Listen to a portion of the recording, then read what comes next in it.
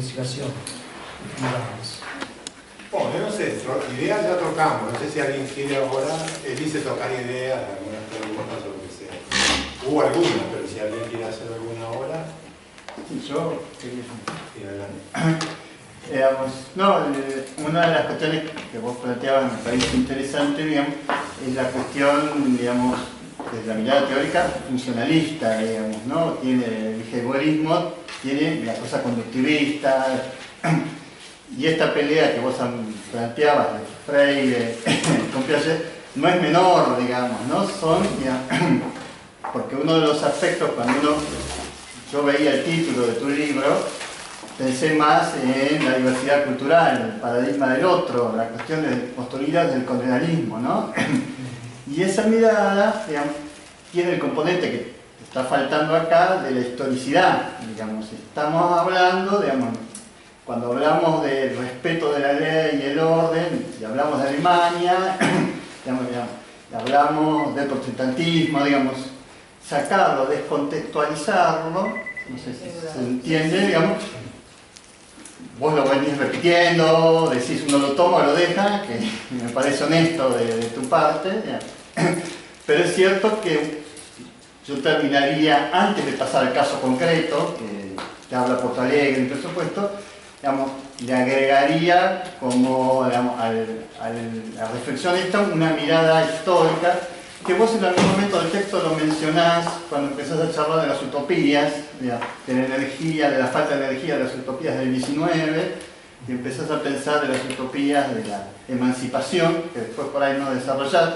pero que es interesante, digamos, porque atrás de esto hay utopías de emancipación nuestras, latinoamericanas, que no necesariamente son las de Habermas y son las que tienen grandes problemas allá, digamos, también de otra índole, pero que, digamos, sería para mí como un complemento, digamos, a esta mirada, digamos, si se quiere, más funcional. Digamos. Nosotros en la arquitectura hemos siempre jugado con el concepto de función y forma, ¿no? Y nos hemos peleado grandes debates en esa relación. En lo social también, ¿no? Pasa en estas cuestiones del conductivismo, el behaviorismo, las miradas, digamos, más en las conductas, y me estás tapando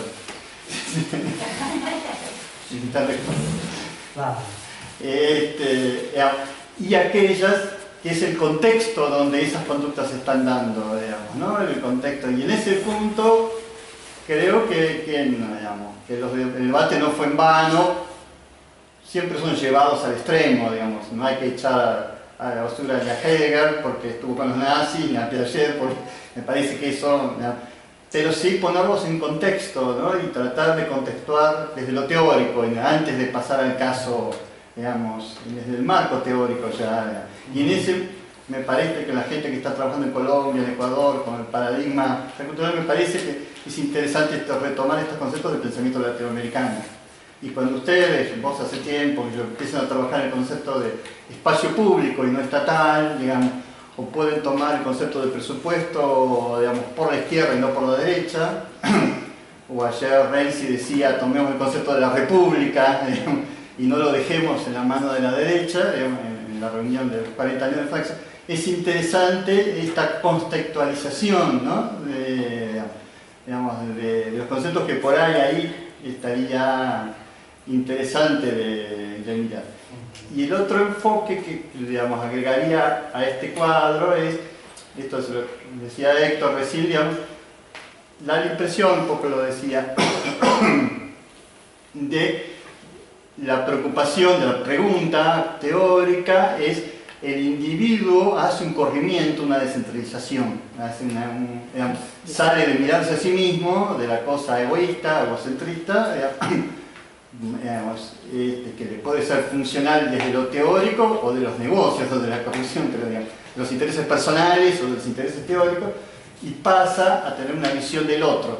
Ahora, no se habla de la construcción colectiva, digamos, del proceso de construcción colectiva que se puede llegar, que desde lo postconvencional uno podría pensar que de ahí el individuo está preparado ya en ese estadio de abajo para una construcción colectiva que no lo está obviamente ni en el convencional. Pero es cierto, porque vos lo dijiste al inicio, que las instituciones funcionan también en esas instancias, ¿no? En la cuestión de los intereses, ya no personales, sino intersectoriales o institucionales, digamos. Estas situaciones podríamos no pensarlas también institucionalmente, esos estadios, y mirar, digamos, el punto del nivel de la construcción del colectivo, ¿no? Nosotros usamos, lo decía un conector recién antes de cuando terminó, digamos, nosotros como metodología y como forma de trabajo estamos trabajando siempre en el nivel postconvencional. Estamos trabajando o desde el Estado o desde afuera del Estado en esa instancia de pensamiento de un Estado superador del statu quo, ¿no? De la norma, de la cuestión, permanentemente lo venimos haciendo. Y lo más difícil, digamos, que nos cuesta permanentemente es sostener un colectivo, un grupo de gente, digamos, que pueda seguir en esa, que no esté enmarcado por el Estado, en ninguna política, sino en la construcción de un sujeto colectivo que piense de manera, no ya de individuos, sino de un sujeto como institución. Esa instancia de articulación, instancia, si querés, volviendo al tema de la utopía, en las utopías más que uno tiene como un imaginario actual, ¿no? Digamos, sí, importantísimas las cuestiones. No sé si se podría responder a todas, son muchas y profundas, pero en primero, la cuestión de la divergencia de los piagetianos y los freudianos. Me parece que hay una base real en parte, pero por otra parte se produjo una exasperación, una polarización con pérdida de las posibilidades de complementariedad. Y yo claramente me coloco juntamente con aquellos que entienden, y eso hay colegas en nuestra universidad, incluso en la facultad de educación, que hay quien producido la plena posibilidad de complementariedad entre Piaget, incluso muchos expertos. Hay una profesora, incluso fue secretaria de Educación en la primera gestión del PT, del presupuesto participativo, participó con toda una formación del constructivismo desde el punto de vista pedagógico. Implementó el constructivismo en toda la red municipal con resultados muy interesantes, pero que en las gestiones posteriores los freudianos derrubaron e implementaron una otra política. Yo creo que un poco de polarización mucho más quizá ideológica do que teórica, porque en realidad Piaget trata desde el punto de vista estructuralista, ¿sí? Es claramente una perspectiva estructuralista, pero un estructuralismo que no nega el sujeto, al contrario, todo el constructivismo está reafirmando el rol del sujeto que se construye en la interacción. Piaget es extremadamente interaccionista.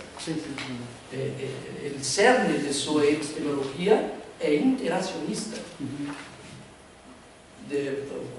Por sinal, probablemente usted conoce John Dewey, gran pionero de la sociología, algunos clasifican como psicólogo social, en fin, escuela de Chicago, el surgimiento de la perspectiva interaccionista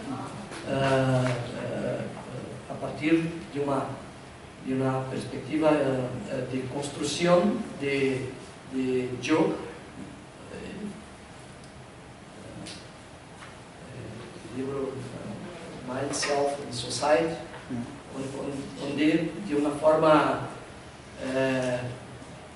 muy típica, porque fueron sus alumnos que escribieron el libro de sus aulas, porque él jamás escribió un libro. Y es un gran nombre del interaccionismo simbólico, extremadamente importante, junto con otros. Pero una perspectiva interaccionista que es adoptada, yo entiendo, por Piaget de una forma radical, incluso.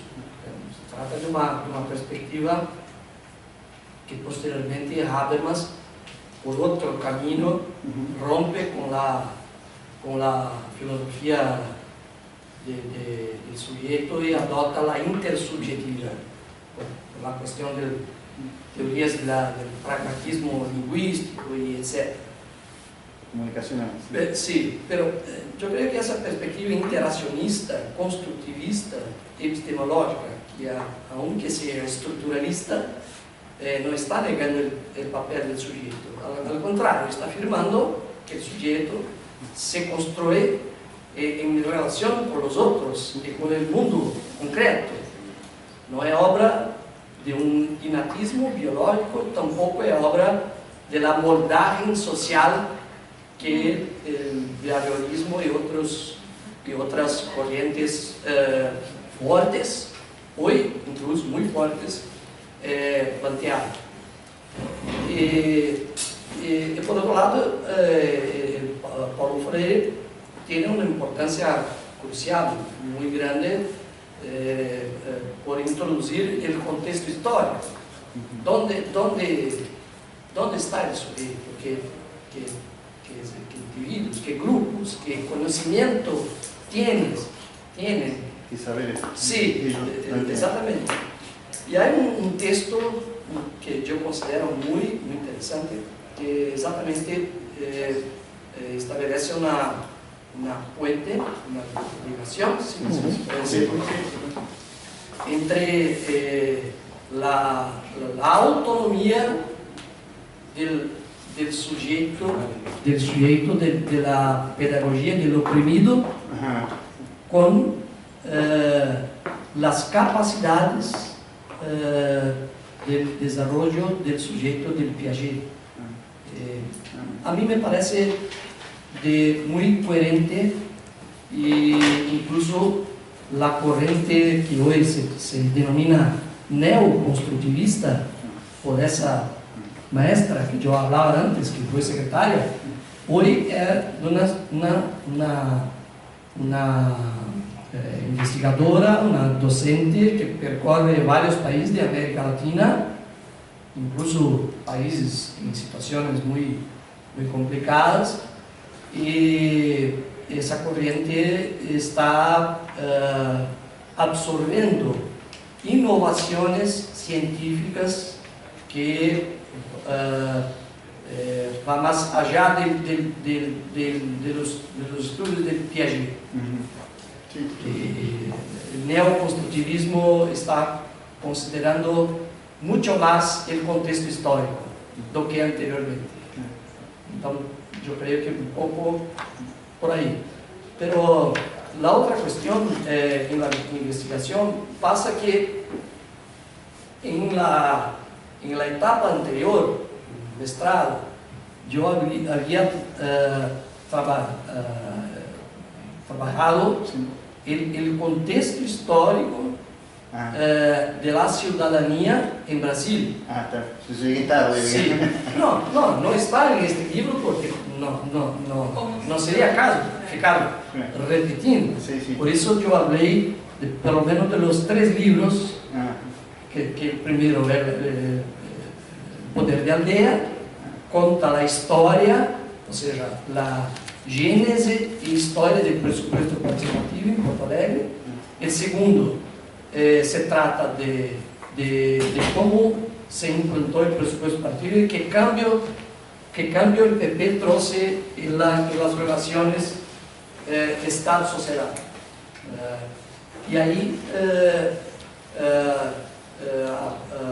hay una parte que trata fundamentalmente de la teoría o las teorías sobre la ciudadanía moderna, y otra parte que trata exactamente a partir de autores, pensadores clásicos del Brasil, que interpretaron la formación de la sociedad brasileña para exatamente historicizar la gran dificuldad histórica que nosotros tenemos en no construir o construir muy parcialmente la noción de ciudadanía moderna.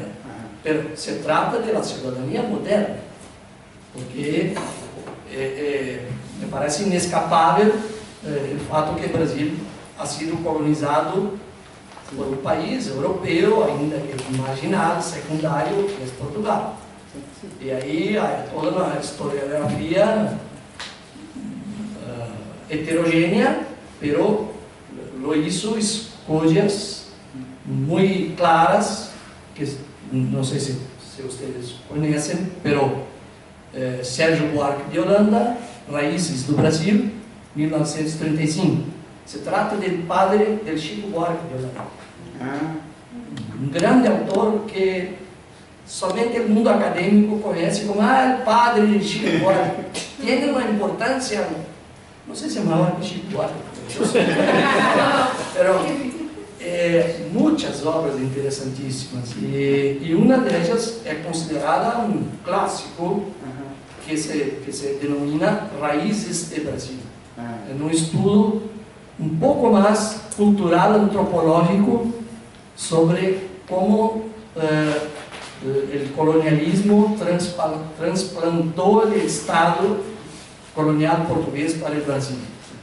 E aí, como se construiu aquilo que é um tema muito conhecido em Brasil, mas também um pouco polêmico, que é o homem cordial.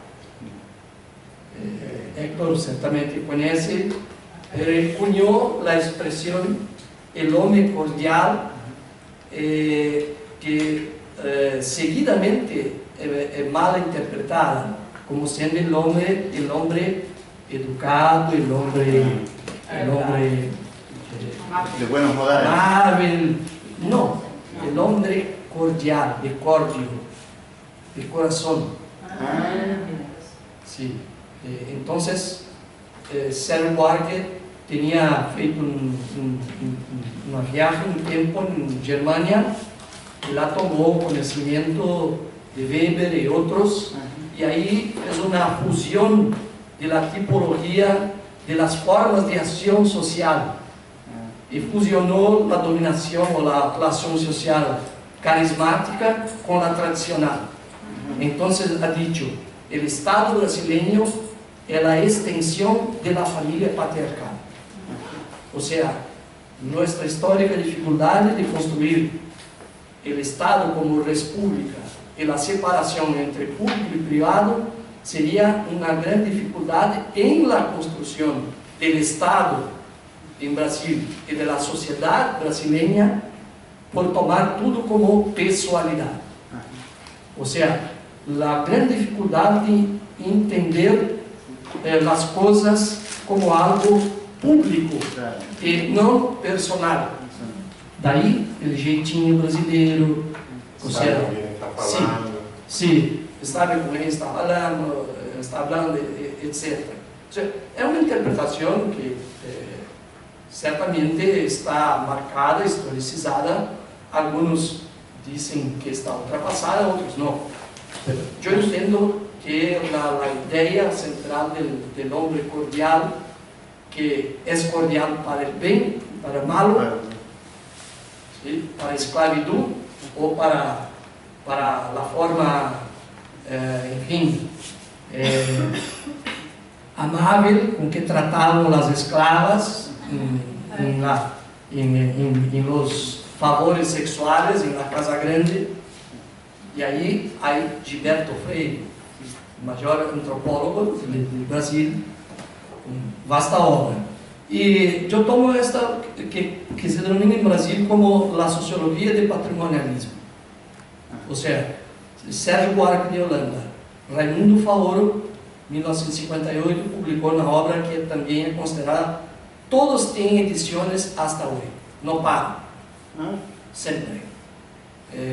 Raízes de Brasil e los dueños del poder, de Raimundo Faoro, que fue un abogado muy importante, presidente de la Orden de los Abogados de Brasil, que luchó mucho durante la redemocratización, incluso fue invitado por Lula para ser vicepresidente en el 89, no lo aceptó, pero Sérgio Buarque de Holanda es fundador del PT.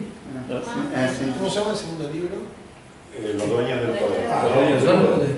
Hay una foto que yo tengo, que salió recientemente en un periódico en Porto Alegre, del día de fundación del PT, y allí está Sérgio Buarque de Holanda, una bengala, ¿cómo se dice? Un bastón. Un bastón, el pai de Chico Buarque, un bastón.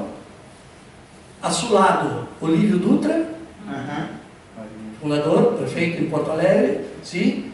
Lula y otros, todos en primera fila.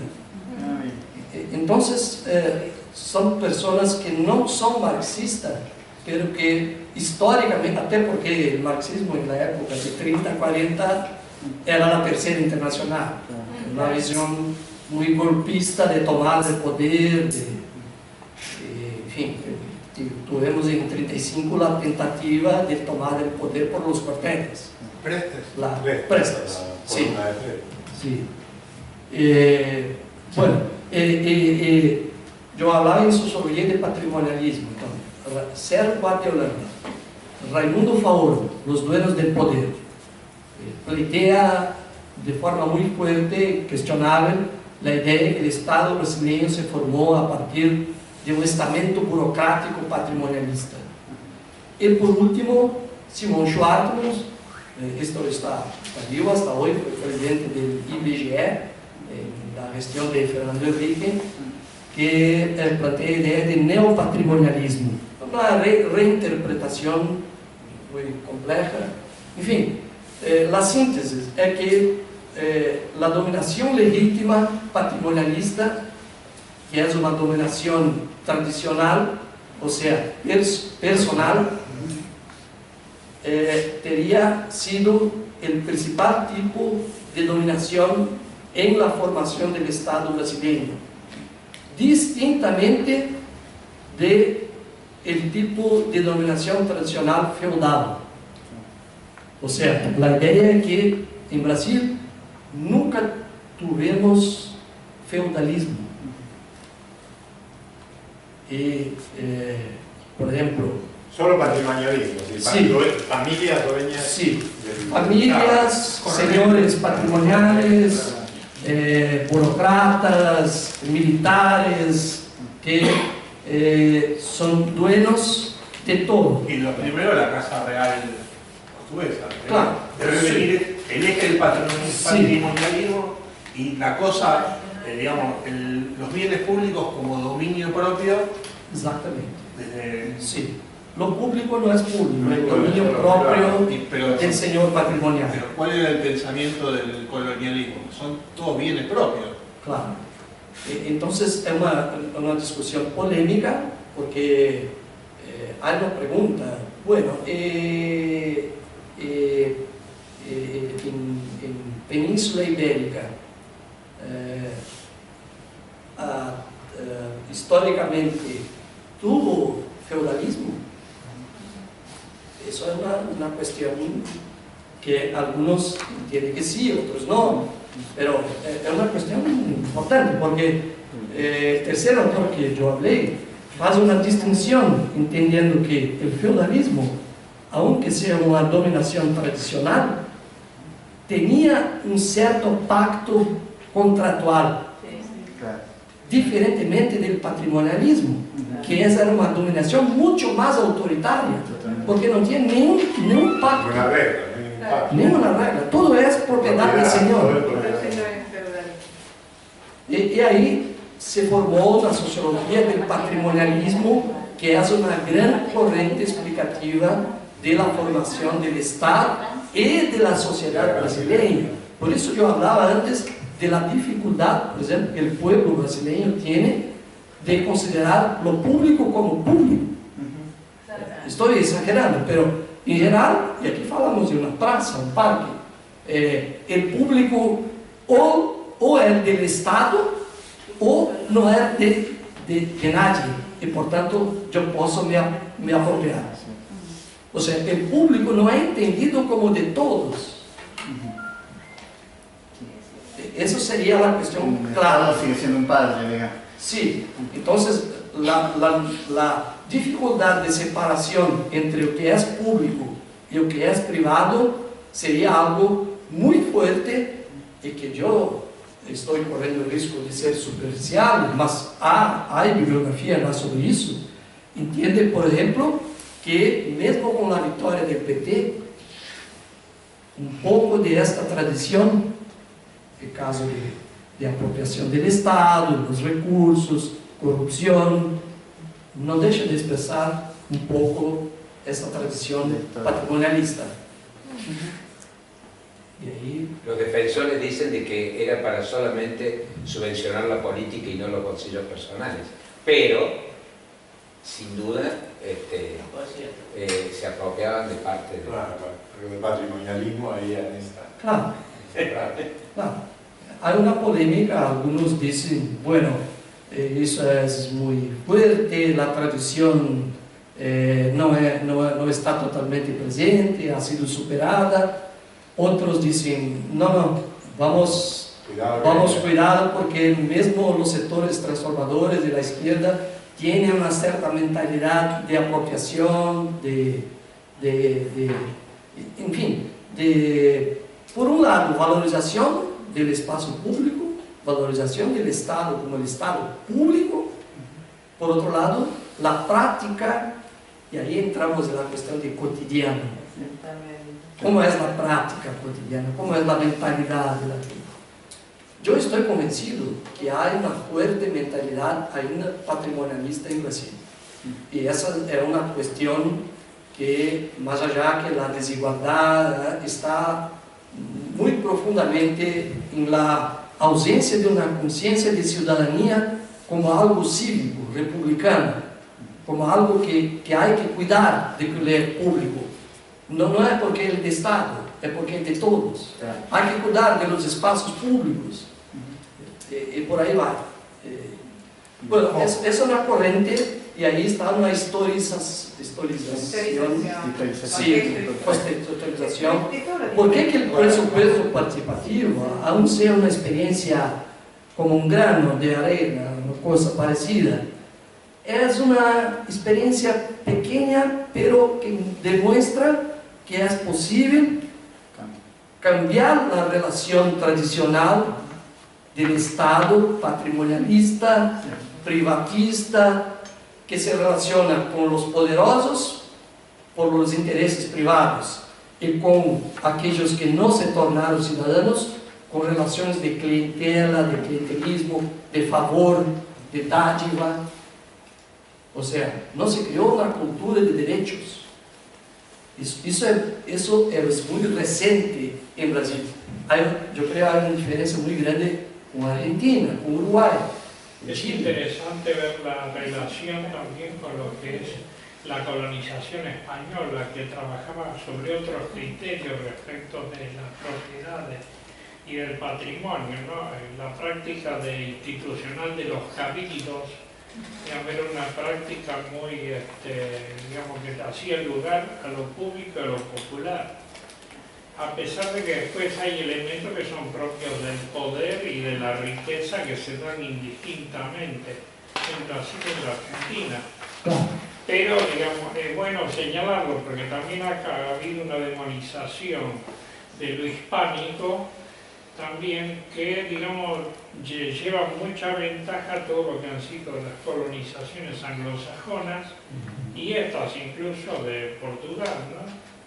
Con este sello paternalista. Es muy interesante verlo eso, que puede ser también alguna causa, digamos, del origen de un fenómeno como el peronismo, ¿no? Que esté ya en la naturaleza o en la conciencia, digamos, como internalizada esa conciencia de la propiedad del pueblo, respecto de los bienes públicos o comunes. Bueno, pero yo diría que no derivemos muy. La segunda parte de la pregunta que me resultó media larga, ¿no?, para hacer una pregunta, pero esa la podés responder después cuando trabajes los resultados de la investigación, porque si no, no vas a poder conseguir presentar la investigación, y esa pregunta se resuelve después. Pero me gustaría solamente por final decir que hay una escolha, ¿sí? Una elección. Una elección. Y ahí tenemos que pagar los precios de las elecciones. Yo entiendo que las nuevas cuestiones, incluso la teoría postcolonialista, toda la cuestión del multiculturalismo, diversidad,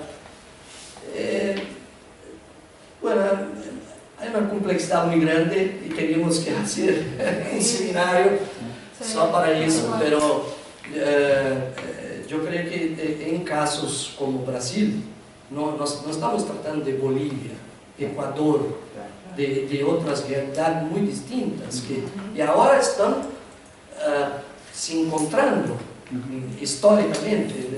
La nueva Constitución de Bolivia estableció 4 formas de democracia, interesantísimo, pero no es la realidad de Brasil. Brasil es un país a medio camino entre aquello que sería el tercer mundo, una denominación antigua, y un país que se industrializó, se urbanizó profundamente, pero se hizo sin transformar las estructuras de concentración de riqueza y de poder. Por tanto, es un país de la periferia del capitalismo occidental, claramente. Si hay cuestiones indígenas y la cuestión negra es muy importante y están subiendo a la agenda cada vez más. Pero entiendo que ainda que se trate de una historicidad propia, estamos tratando de un país que tiene una influencia para bien o para malo, cultural occidental muy fuerte. Y ahí vamos. Gracias. Bueno, vamos a continuar, ¿no? Sí. Bueno, entonces, en el segundo momento se trata de abordar un poco a partir de arquitectura teórica, cómo se hizo la investigación. Y ahí yo hablaba antes que la colega Angela Biagio, del Departamento de Psicología, desempeñó un papel muy importante porque fue la coorientadora de la tesis. Y ahí, por medio de ella, toda la bibliografía, toda la experiencia y cómo desarrollar las técnicas de investigación fueron muy importantes. Bueno, el método de Kohlberg, aún sea diversificado, tiene como fundamento una forma metodológica, una forma, es más una técnica de investigación do que un método, que es confrontar los individuos, pero también se puede, yo hizo los grupos, y ahí hay una cuestión que no ficó respondida, pero sí, la idea es que el presupuesto participativo solamente como una experiencia, hay otras, miles de posibilidades, permite, por la inclusividad de la gente históricamente excluida, colectivamente se establecer como sujeito colectivo. Entonces no se trata de de una mirada, de una teoría individualista. No se trata de eso, hay una diferencia clara. Pero también, Leonardo, una cuestión polémica, yo tengo una convicción, y ahí también con esas referencias teóricas, que no se puede pensar una sociedad democrática y una cultura democrática, más allá de la cultura política, sin pensar en los individuos, democráticos o no. Ahí entramos en una cuestión complicadísima, porque somos todos individuos colectivos, somos individuos sociales, por naturaleza social. Pero ¿cómo la trayectoria de cada uno de los individuos? ¿Cómo es la historia? ¿Cómo son las experiencias? ¿Cómo son cómo ocurrieron las formas de socialización secundaria para allá de la familia? Y ahí entran todas las instituciones y las oportunidades que la sociedad cría o no para que la gente pueda interagir con los otros y hacer cosas colectivas, en fin, identidades un mundo de cosas.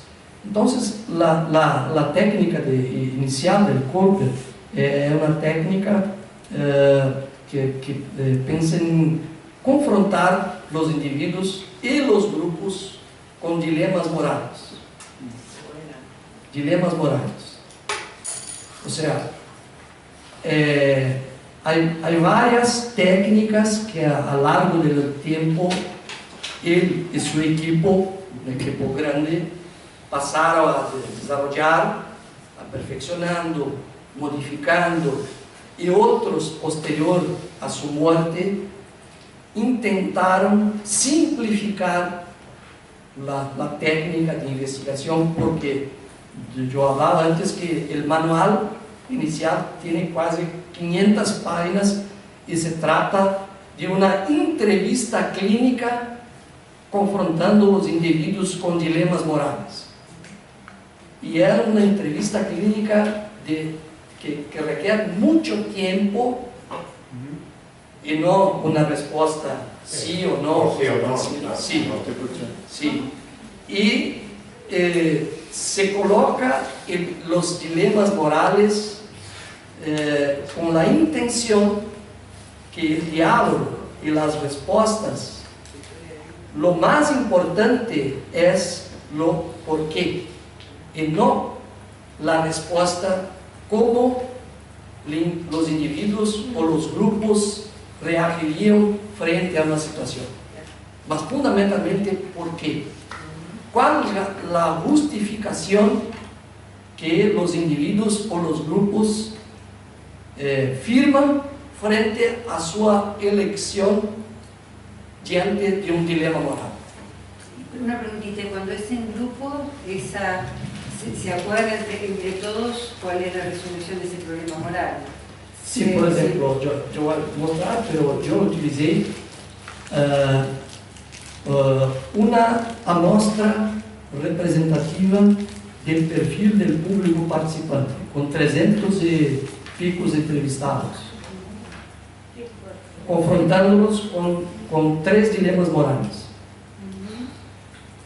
Y 2 grupos focales, un de iniciantes en presupuesto, con perfil parecido, con otro grupo focal de veteranos del presupuesto.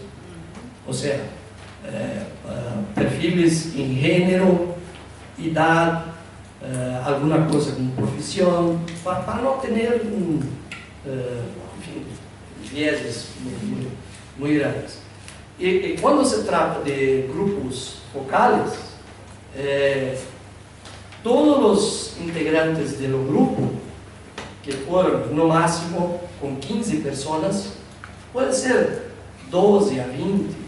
Hay recomendaciones que la técnica de investigación de grupos focales son accesibles. Y ahí se filtra, fueron filmados la discusión y durante un tiempo la gente estabelece una discusión frente a un dilema moral, cómo deberían agir y fundamentalmente por qué. Después del filmaje, hizo, ¿cómo se dice? Editado. Sí, no, pero de grabación, exactamente. Fue de grabado y ahí con la ayuda de Ángela podemos analizar el contenido de la argumentación, porque lo más importante es la estructura del pensamiento de justificación por qué una elección u otra. ¿Por qué? Porque, por ejemplo, tomemos nuevamente un conductor. Un conductor. De auto, un Conductor de auto. Está ahí frente a una, en Brasil llamamos una barrera tartaruga, ¿sí?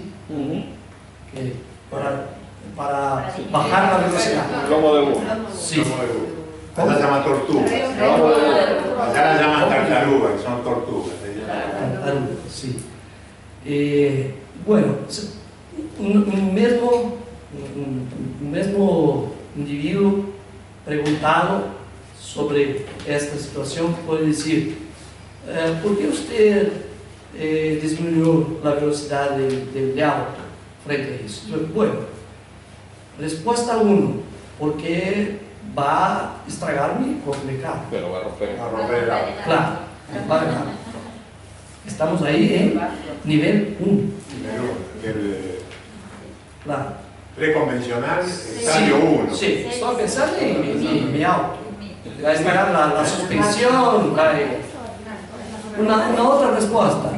Bueno, porque el señal, la barrera, dice que yo tengo que parar. Convencional. Otro podría decir, bueno, porque eso es un señal que está en defensa de los peatones. Por tanto, la vida es más importante Cualquier otra cosa. que cualquier otra cosa, y ahí yo debo parar. Ahí ya está en un nivel poco convencional, por lo menos ya está. Exactamente, son respuestas distintas a una misma cuestión. Por eso, Es dilemática, que hay que decidir. claro, exactamente. Entonces, los dilemas morales son dilemas morales que evidentemente Colbert trabajó con algunos clásicos, pero hay una variación que se puede crear. Por ejemplo, yo trabajé con 3 dilemas, porque hay todo un cálculo estadístico para validar las respuestas. ¿Y los dilemas cómo los elegí? ¿Cuál fue el criterio para hacer eso? Sí, criterios de proximidad con la realidad de la gente. Entonces, por ejemplo, puedo tomar del libro, pero sería un paro no, una ocupación de empresas de transporte colectivo,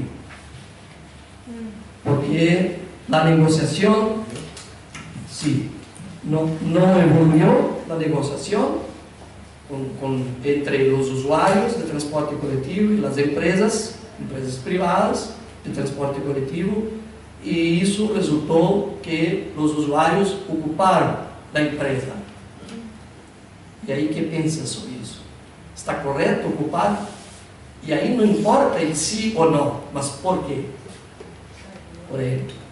Pero hay un dilema clásico que es cuestionable, pero fue muy importante para toda justificación de Colbert al tratar de la vida como valor supremo, que es la cuestión de un inventor de una medicina, ¿sí? De un medicamento, ¿sí? y que no quiere vender ese medicamento a un precio bajo. Y hay un casal, una pareja, cuyo marido, esposo, está por morir su mujer está por morir, y él no puede pagar el medicamento. no puede pagar. Y ahí él arromba la farmacia, Rompe la farmacia. y roba el medicamento. Y ahí, Toma el medicamento para curar a su mujer. Sí. No la podía Está curar. bien. 7 cajas. Sí. 7 cajas. 7 cajas. Claro, 7 cajas. sí, eso fue algo que el Colbert trabajó mucho.